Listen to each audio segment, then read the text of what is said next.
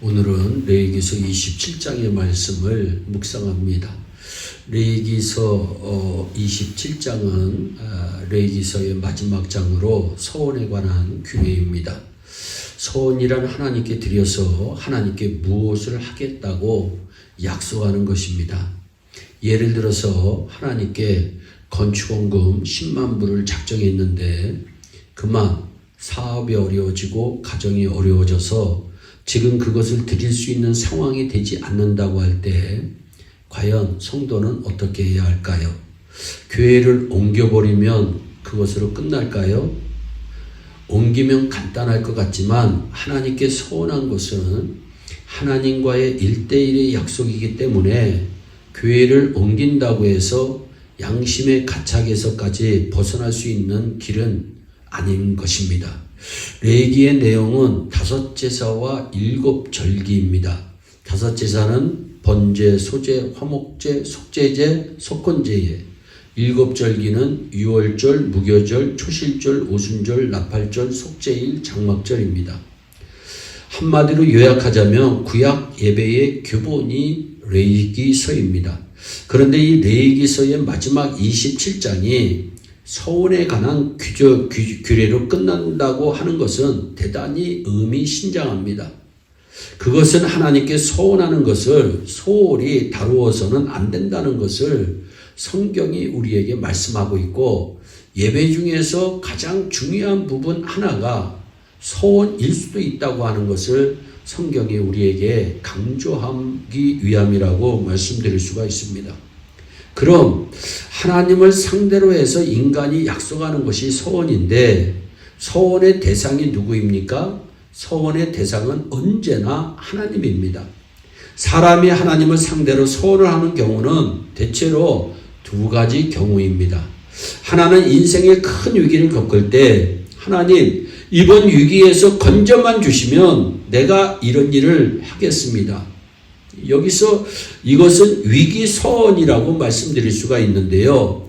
창세기 28장에서 야곱이 형의 에서를 피해서 외삼촌의 집 밧단 아람으로 피신을 갈 때에 베델이라는 곳에서 하룻밤을 머물게 됩니다. 돌베기를 하고 잠을 자는데 하늘에서 사닥다리가 내려오고 천사가 오르락 내리락 하는 꿈을 꿉니다.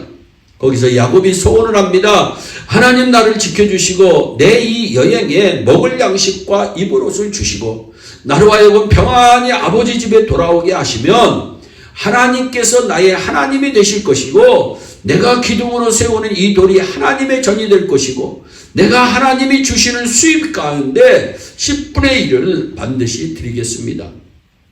이것은 야곱이 위기 가운데 드린 소원이라고 말씀드릴 수 있습니다.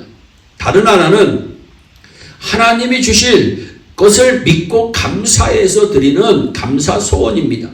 사무엘서 1장에 보면 한나는 하나님 내게 아들을 주시면 하나님께 아들을 바치겠습니다라고 기도합니다.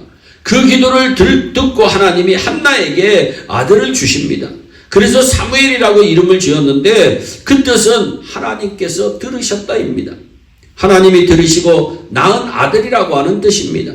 그를 평생에 여호와께 드리고 삭도를 머리에 대지 않겠다고 소원을 해서 드린 그 사람이 바로 사무엘 선지자인 것이에요. 그러므로 우리 인생은 어려울 때나 감사할 때 하나님께 소원할 수 있습니다.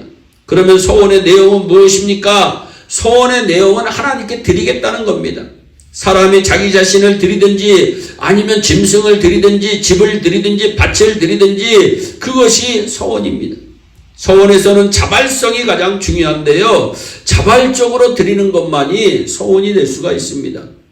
그런데 오늘 본문 레위기서 27장은 소원에 대해서 말씀하면서 소원을 한 사람이 나중에 소원을 물고 싶을 때에는 어떻게 해야 하는가까지 다루고 있습니다. 레위기서 27장은 소원의 4가지를 우리에게 말씀하고 있어요. 2절로부터 8절까지는 사람의 소원에 관한 경우입니다.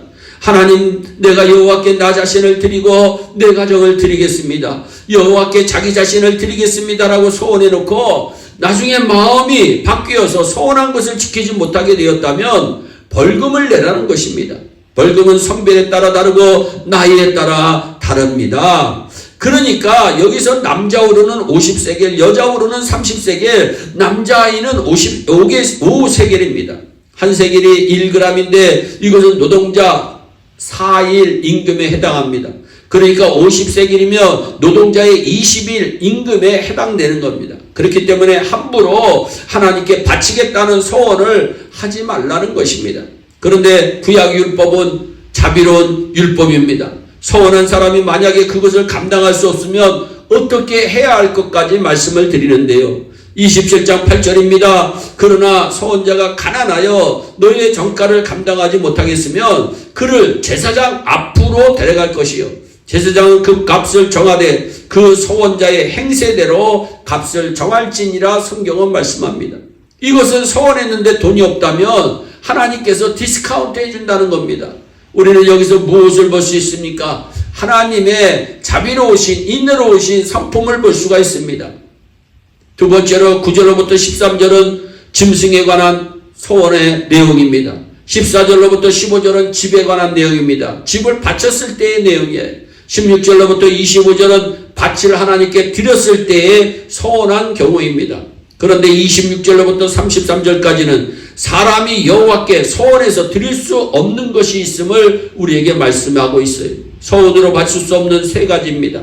첫째, 첫 새끼입니다. 사람의 장자 혹은 짐승의 첫 새끼는 하나님의 소유입니다. 그렇기 때문에 첫 생명, 장자나 첫 새끼는 여호와께 드릴 수가 없어요. 이미 하나님의 것이기 때문에 드릴 수가 없습니다. 두 번째는 소원으로 드릴 수 없는 거 28절로 29절인데 아주 바친 물건, 아주 바친 사람, 아주 바친 물건이나 아주 바친 사람은 소원의 대상이 될 수가 없습니다. 세 번째는 11조는 소원 대상이 아닙니다. 왜냐하면 11조는 이미 하나님의 것이기 때문입니다.